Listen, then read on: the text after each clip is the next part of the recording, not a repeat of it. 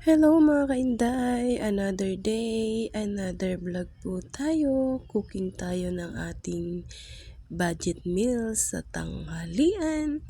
Ayan mga kainday, yan lang po ang ating simpleng lunch. Nag-fried lang tayo dyan ng tilapia.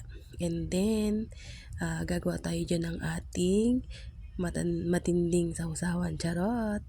Ayan mga kainday, ang ating gagawing sausawan ng ating fried tilapia.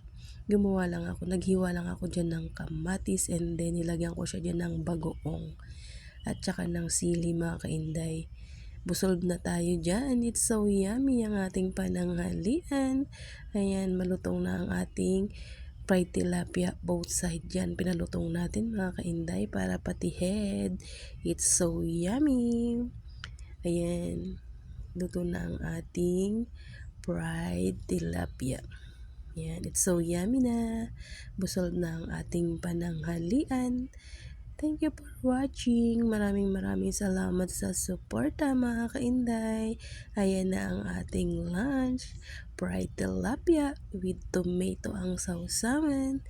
Ayan, it's so yummy. Done cooking. Pwede na tayong kumain. Bye-bye!